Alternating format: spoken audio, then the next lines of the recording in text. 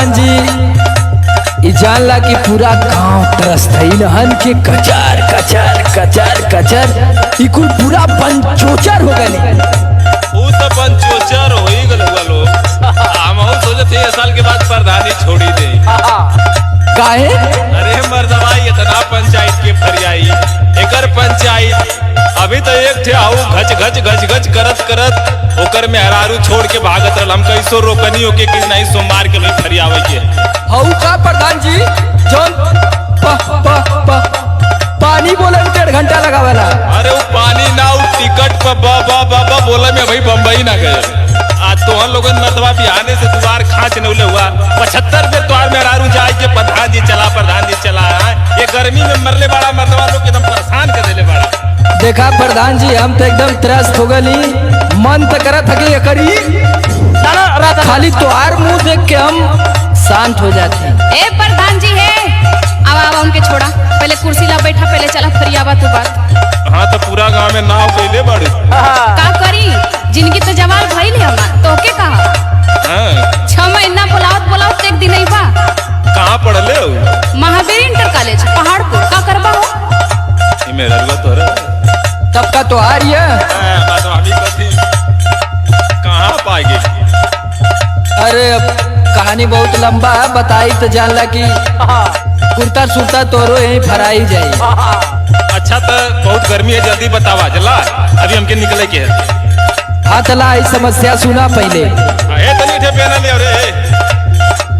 प्रधान जी के पहना दे प्रधान जी के पहना दे। अच्छा लिया बतानी सुनी प्रधान जी लड़ाई में जाने ना घरवा के चूल सास खाले सुरती पतोहिया नरे कुल। लड़ाई में जाने ना घरवा के चूल सास खाले सुरती पतोहिया नरे कुल। लड़ाई में जाने ना घरवा के चूल सास खाले सुरती पतोहिया नरे कुल। अबे में हमार कौन गलती हो प्रधान जी 13 बजे लो दोनों जानी यहीं बहरे से मार्केटिंग को के कब खाना बनाई हम। अच्छा ये बताएं प्रधान जी कि हमने के मार्केट ना जाए जाई काम धंधा ना कर जाई थी कैसे आई बतावा। अरे वो तो ठीक बा सहुरवा सुना है प्रधान जी का कोनो खराब है का सहुर सुना सुना तो सुनाला कैसे जराई ये मुखिया जी चूल बाप बेटा दोनों रहेल पिके फूल। कैसे जराई ये मुखिया के चूल बाप बेटा दोनों रहेल पिके फूल। तो ये 10,000 के बना के खियाई ना। अब तू ज्यादा बोला थी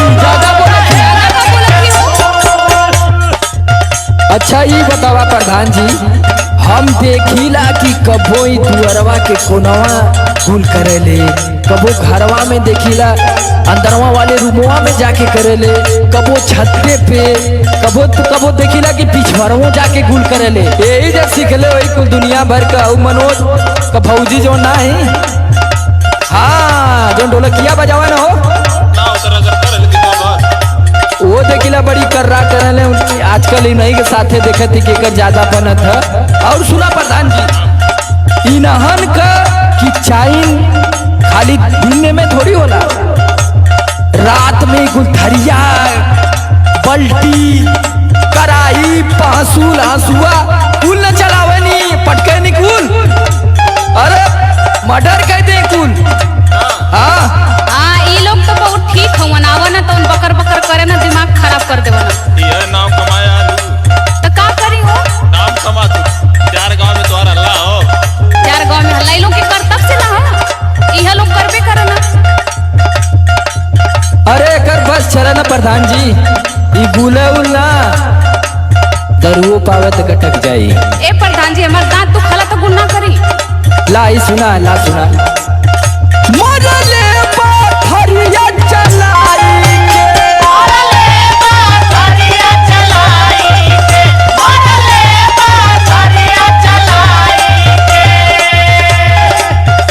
फोड़ले बक परवा माई के मरले बक परवा माई के मरले बक परवा माई के।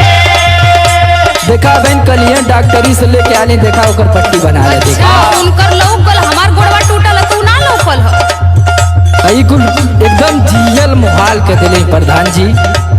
अब तो ही कुछ करा मरले पथरियावा चलाई के फरले बकपरवा माई के शादी से कके भइल भारी भूल सास खाले सुरती पटैया करे गुल साथी से कोके भइल भारी भूल सास खाले सुरती पटैया करे गुल साथी से कोके भइल भारी भूल सास खाले सुरती पटैया करे गुल। ए प्रधान जी ई लोग को तो जब नाटक नौटंकी लगल रहला उ तो ठीके बा अब बूढ़ो कुछ कम ना है जब देखा तब ऐसे तक यहाँ जैसे लगे कि हमको वो अपने नैहर कुछ खैल ही नहीं है।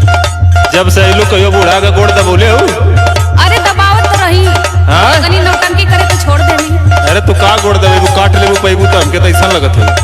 अरे तनो खराब ना आई समझ में आल कि ना प्रधान जी तू खूब बोलला अरे सास का सेवा करबू जब सेवा करबू तब न मेवा पैबू असहुरवा रही तब न करो ना सहूर ना बिना सहूरे को तो के लिया नहीं बूढ़ा बूढ़ा तो पसंद के ले रहनी। देखा देखा प्रधान जी देखत हुआ ना तो ऐसे ही ऐसे बतियाओ थे तो हमसे कैसे बतियाओ तो ही अरे तू का बतीबा हो सुनाओ प्रधान जी।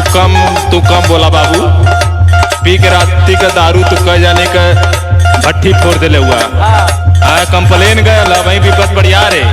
सुना सुना प्रधान जी झूठे लक्षण ये हमके लगावेले झूठे लक्षण ये हमके लगावेले झूठे लक्षण ये हमके लगावेले दूध दहिया पतोहिया चोरावेले दूध दहिया पतोहिया चोरावेले दूध दहिया पतोहिया चोरावेले।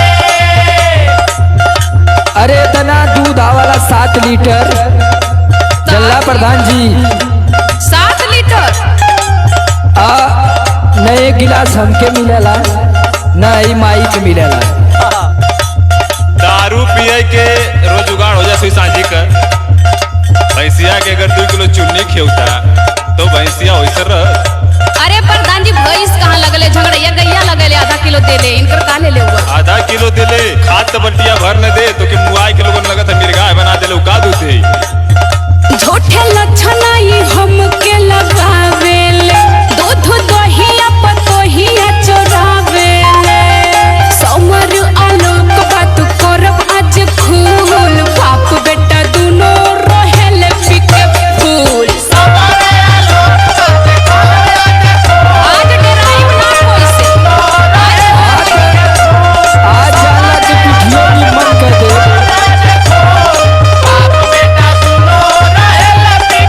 लड़ाई में जोरे न घरवा के चूल सास खाली सुरती पतैया करे गुल कोई से जराए ये मुखिया चचूल बाप बेटा दुनो रहेले पिके फूल लड़ाई में जोरे न घरवा के चूल सास खाली सुरती पतैया करे गुल कोई से जराए ये मुखिया चचूल बाप बेटा दुनो रहेले पिके फूल।